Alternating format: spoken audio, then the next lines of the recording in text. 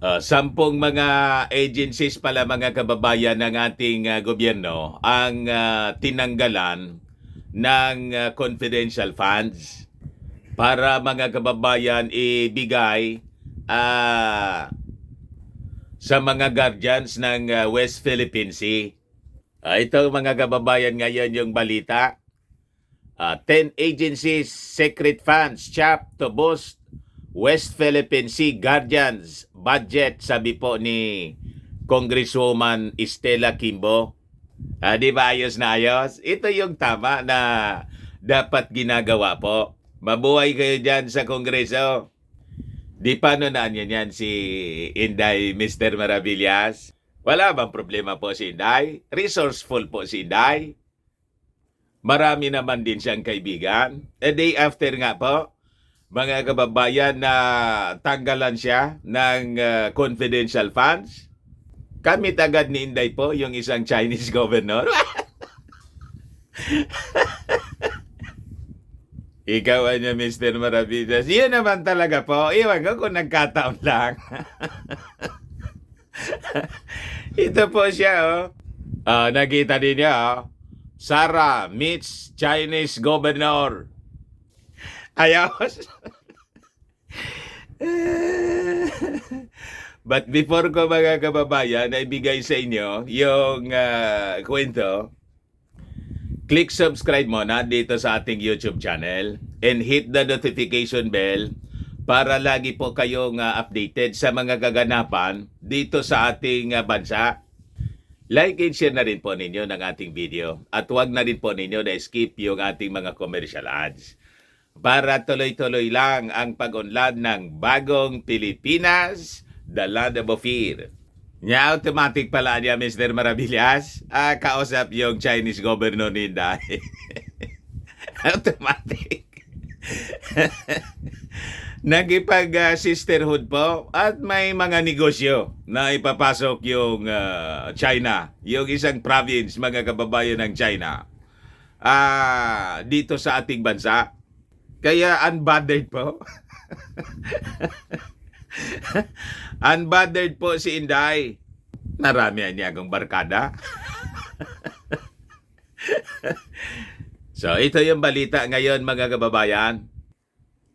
Yan po, 10 agencies secret funds chopped to boost WPS Guardians budget, sabi po ni Kimbo. There are 10 agencies so far that have been affected in the House of Representatives leadership's quest to cut confidential in intelligence funds or CIF at i-allocate niya ito sa mga opisina in charge sa pag-defend ng ating territory, yung ating West Philippine Sea. Sabi po ni Marikina 2nd District Congresswoman Estela Kimbo. Pero anya, Mr. Maravillas, parang tama yung analysis mo na may basbas dito si House Speaker Martin Romualdez. Yun din nga po mga kababayan yung reading ni Congressman Edsel Lagman. Siyempre, alangan man po na gagalaw yung Kongreso. Siya yung Speaker of the House. Siya yung boss. Ito yung sabi ni Lagman mga kababayan. May basbas si Speaker. Lagman happily surprised with House reallocation of OBP DepEd confidential funds to security agencies. Yun din ang basa niya. Aligned ngayon mga kababayan yung ating mga discussions. Baka napanood niya, Mr. Maravillas, ni Edsel. Pero sa totoo lang, tama po yung naging aksyon ng Kongreso. Kaya nga marami po sa ating mga kababayang Filipino ang talagang natuwa. Ito yung tamang aksyon mga kababayan.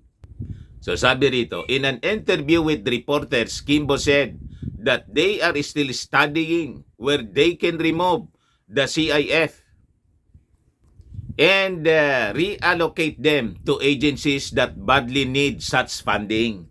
Ang talagang grabe yung pangangailangan po ay yung ating mga security agencies, lalo yung Philippine Coast Guard, mga kababayan, yung ating armed forces, at saka yung Department of National Defense. So sabi rito sa balita, Kimbo, who is senior vice chairperson of the House Committee on Appropriations and also part of the small committee tasked to resolve individual amendments on the proposed budget, said that the Office of the Vice President and the Department of Education are included in the agencies whose CF would be cut. So it is final, mga kababayan. Sabi niya, as of now, of course, it was announced by Chairman Saldico that the confidential funds ng Office of the Vice President anya at saka yung Department of Education would be scrapped. Totally, mga kababayan. But with all honesty, we continue to study chop other funds of different agencies. So hindi lang po yung Office of the Vice President at DepEd, other agencies ng ating gobyerno, mga civilian agencies po. Yung dati siguro wala man, pero nakita siguro si Inday na hingi ng hingi. Sabi rito sa amin sa aming salita po, natangadan. Naging modelo kasi natangadan. Sinday nga, binigyan na niya Sinday. Ang dami pa. Hingi din tayo. So yun, isasama mga kababayan sa pinag-aralan ngayon, natanggalan din ng confidential funds para ibigay po sa national security agencies po natin. Na yun man dapat talaga po ang may mga confidential funds, secret funds. Kasi sila po talaga yung may mandato na i-secure yung ating bansa, magsagawa ng mga intelligence gathering. Di ba? So sabi ni Kimbo, as of now, anya, the number of affected agencies is at 10. So of course, while we reduce the funds of some, we will reallocate this to those that need more. And it was indicated, sabi niya, in a statement from our party leaders that our priority anya is to beef up the guardians ng West Philippine Sea, sabi ni Kimbo. Pero hindi pa man niya nire-reveal mga kababayan kung anong mga other agencies ng ating gobyerno yung tatanggalan po ng confidential funds. Sa Monday daw, they will start with the discussions. And later on, i-reveal nila kung ano yung mga other agencies na sinasabi niya rito. Maybe later, because that's an intense discussion na niya. But the key here is really, we have to rationalize. And again, just a little more patience anya, because the small committee will meet next Monday po, October 2. Ngayon, sabi natin, unbothered po si Inday ng pagtanggal ng kanyang confidential funds. A day after, mga kababayan, na i-announce yung pag-alis sa kanyang secret funds, kausap agad niya yung isang governor ng China. Di ba? Ayan po, sabi rito sa balita. Sara meets Chinese governor. Ayan po.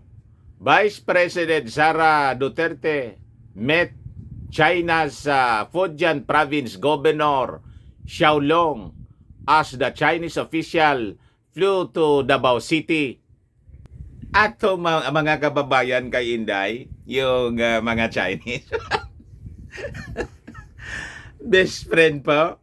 Nung isang linggo, may napakagandang mensahe si Inday sa 74th founding anniversary ng China. Yung mensahe niya sa Chinese, sila lang yung nagkakaintindihan. Di ba? Sabi rito, the Vice President's father, former President Rodrigo Duterte, also met Xiao, according to her. Una yung tatay, si Mao Diggs po pumunta. Pinatawag yata ni Xi Jinping. Ngayon naman po si Inday, lumipad yung Chinese governor, mga kababayan, papuntang Davao. Tapos nakipag-usap din yung Chinese governor kay Mao Diggs. Ayan during their meeting, Duterte and Xiao renewed the Sisterhood City Agreement between Davao City and Xinjiang City. Walang problema po.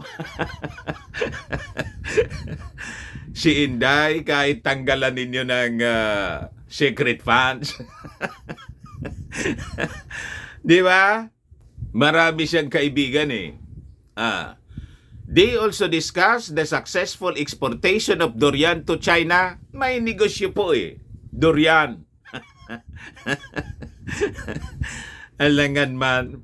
Ang negosasyon dito ay nagsimula din sa ilalim ng aking administrasyon bilang mayor sa tulong ng Consulate General of the People's Republic of China in Davao. Sabi po ni Inday, malalim mga kababayan ang ugnayan ng mga Chinese officials with the Dutertes, mga kababayan. Sabi rito, Duterte along with her brother, Davao City Mayor Sebastian Duterte expressed her gratitude to the Chinese governor for the good news he brought to the city. Masaya sila, mga kababayan, kahit po laking problema natin. At si Inday, mga kababayan, wala man lang statement sa issue ng West Philippine Sea. Basta sila po masaya sa Davao. Kasi may mga Chinese na bibili ng durian. Ayos pa? Para niya, Mr. Maravillas, hindi ayos. Hindi ba ayos? Ito pa mga kababayan, yung isa pang barkada ng China. Si Quezon. Nandun pala mga kababayan si Senator Quezon.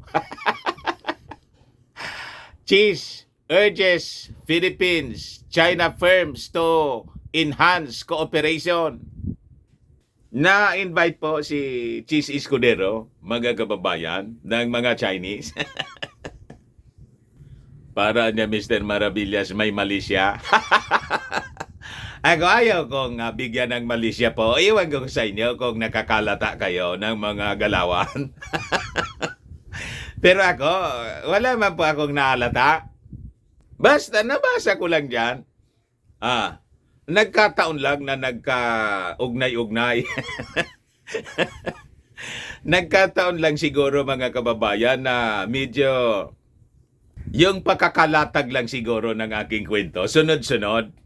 Kasi yung events po kasi sunod-sunod. Nagkataon lang siguro mga kababayan. Pero ako, wala man akong wala man akong nakikita po. Iwan ko kayo. Ikaw anya, Mr. Maravillas, nagmamaang-maangang ka. Obvious ba ba? Ibigay ko na lang po sa inyo yung kwento. Sabi rito, Senator Cheese Escudero has called on Filipino and Chinese businessmen to work together to enhance economic cooperation between the Philippines and China. Di kaya niya, Mr. Maravillas, yung mga Chinese talagang gumagamit sila ngayon ng ibang pamamaraan para impluwensyahan yung ating mga political leaders. Yan yung sabi sa mga previous na mga balita. Tulad ng doon po sa sa Australia, na may mga Australian politicians po na kinaibigan ng mga Chinese para impluwensyahan po yung politika sa Australia. Inabuking. Yung iba po sa mga Australian parliament members, pinupunduhan po pala ng mga Chinese para siguro mga kababayan maging sympathetic sa kanila. Sa Australia yun po. Dito sa Pilipinas, wala pa man pong confirmation.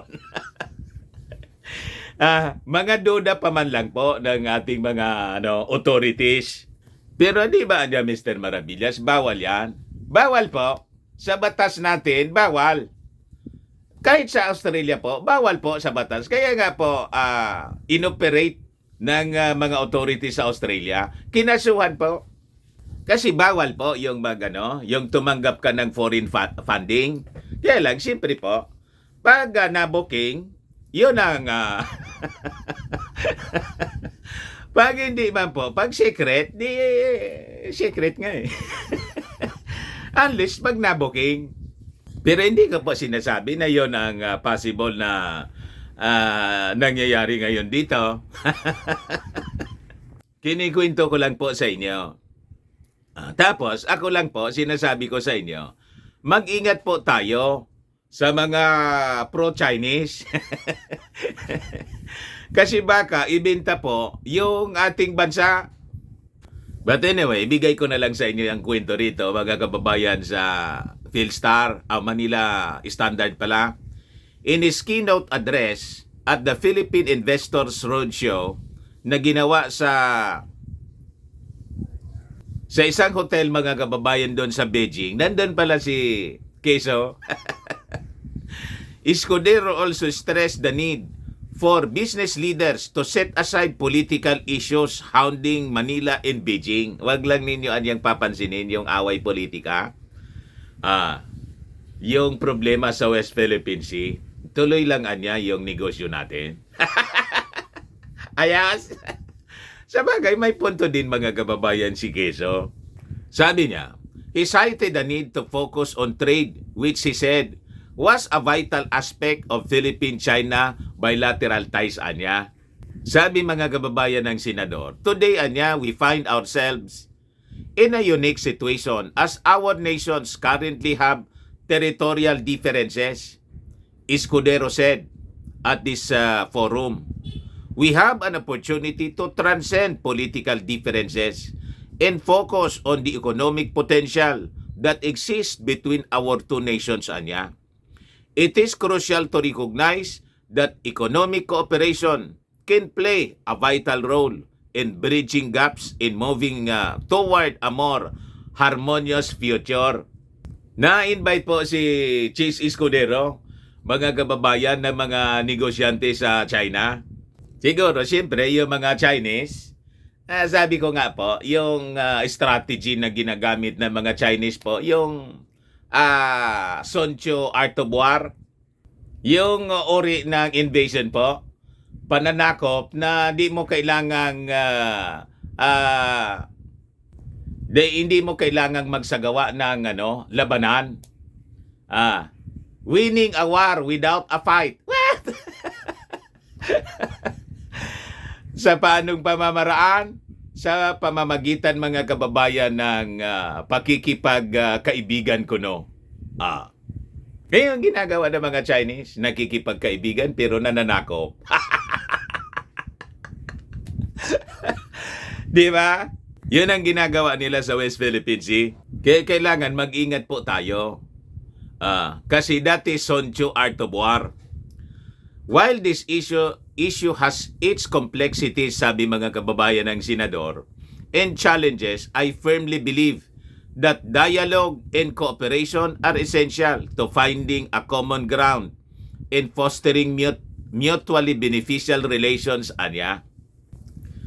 By choosing economic collaboration, we demonstrate a commitment to resolving differences and disputes peacefully through diplomacy. Escudero said the two countries should continue engaging in constructive dialogue. The groundwork is paved for resolving territorial differences in a manner that benefits our nations and encourages a spirit of peaceful coexistence. May punto naman po si Quezon, mga kababayan. And in fact, yun ang gusto talaga ng ating Pangulong Bongbong Marcos. Sabi nga po niya sa latest niyang statement po sa issue ng pagtanggal ng floating barriers, tayo anya, hindi man tayo nakikipag-away. Pero anya, we have to defend our territory and our sovereignty. We are not anya looking for trouble.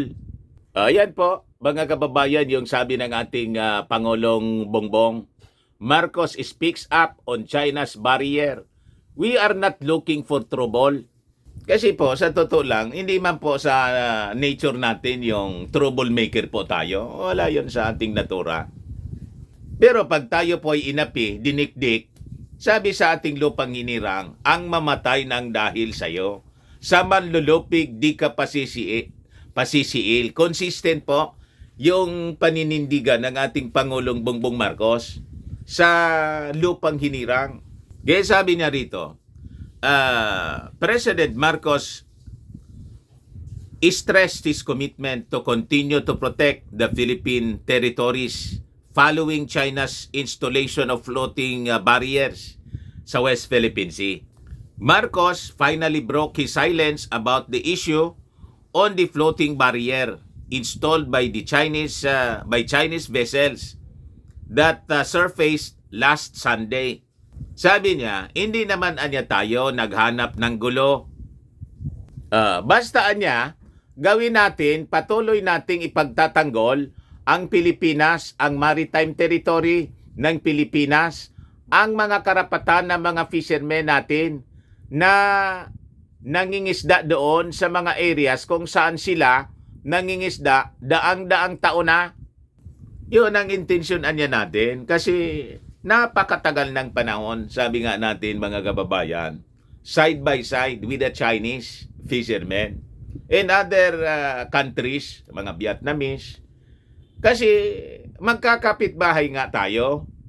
Wala man pong nangyayaring harassment yan noong panahon.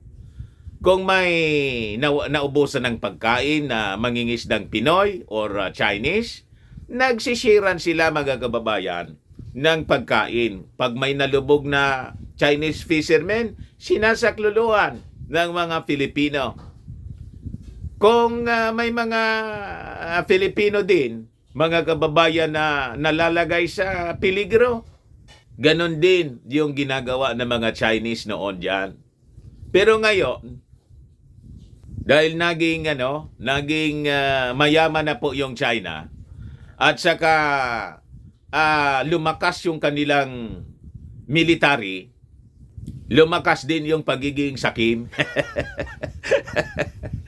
Doon nagsimula mga kababayan kasi hinayaan ng mga previous administration. Nagkipagsabuatan kasi mga kababayan. Ayon, namihasa. The rest is history. Ito na tayo ngayon. Sabi ng ating Pangulo, he was refraining from using any hostilities. But the barriers needed to be removed. Umiiwas tayo sa mga maiinit na salita.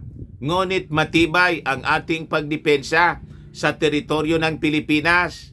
Sabi ng ating Pangulong Bongbong Marcos. Kailangan na niyang alisin natin para makabuelo yung ating mga mangingisda na makapaghanap buhay. Sabi niya, he said the barriers were cut and fishermen could get 164 tons of fish in the area. Again, many of these are operational issues in that I really cannot talk about. But in terms of taking down the barrier, I don't see what else we could do. Siyempre, yun ang ating gagawin para yung mga mangingisda natin makapanghuli ng kanilang ng mga isda para sa kanilang kabuhayan. Ngayon, sabi po ni Executive Secretary Lucas Bersamin, pinag-aaralan na nila yung pagpa-file ng kaso against sa China. Kasi lagi tayong tinututukan. Ayan po, lagi tayong tinututukan Philippine Malls possible filing of RAPS versus China, sabi ni Bersamin. Sabi mga kababayan ni Bersamin in one interview that the Marcos administration is seriously considering filing another lawsuit against China. This is the position that the government will take most likely. We have always conducted our relations, a foreign policy on a strictly diplomatic tack anya. Wala tayong aggressiveness or aggression or what, sabi mga kababayan ni Bersamin. But whether or not we file another case against China is one of the options. And I think our lawyers are seriously giving this a study. But it might be most very probable, but we are not going to say definitely what we will, sabi mga kababayan ng Executive Secretary. Bersamin said he supports the country's move to go against China, adding that the intention to file another lawsuit shows determination niya to exact some accountability. Para panagutin natin, kasi nakita naman po ninyo kung paano binalahura ng mga Chinese yung West Philippine Sea, lalo yung mga coral reefs doon. Pinagnanakaw po. At saka pinagsisira po, dinurog na po nila mga kababayan. Wala nang natira.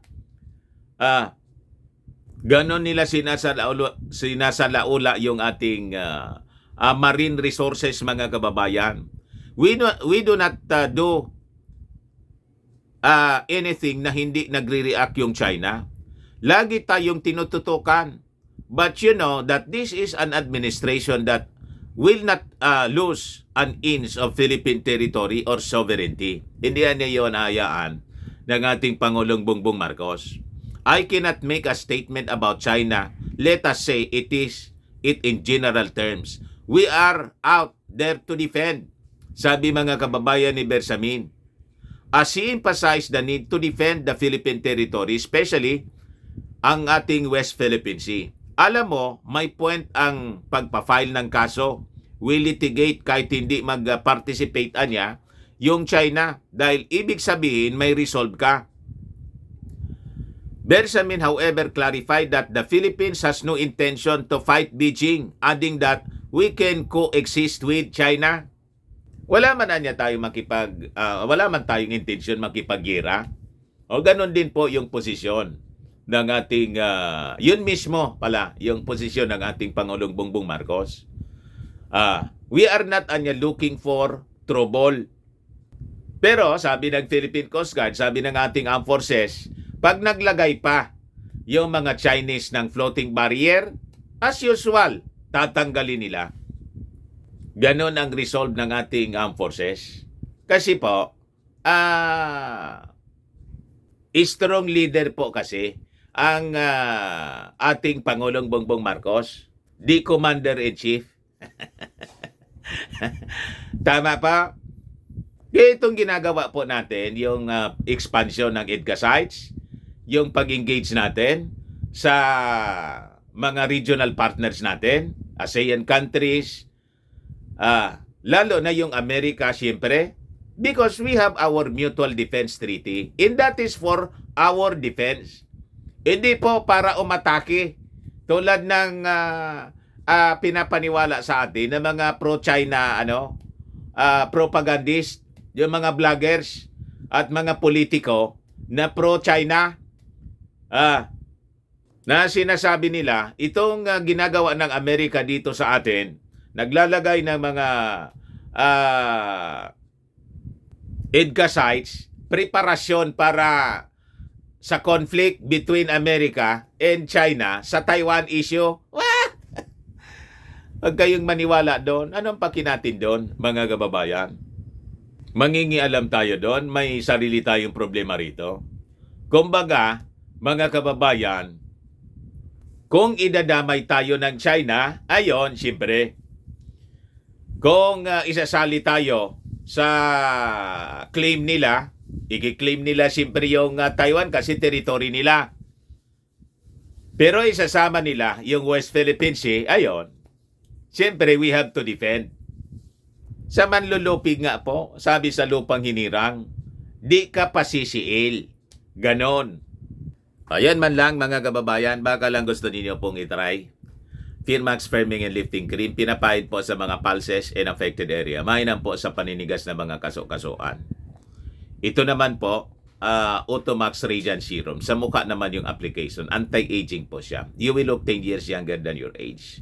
Sa mga cancer patients naman po, baka lang gusto ninyo itong itry. Nengxia Red Mix Fruit Drink. Ini man po siya gamot, food supplement siya.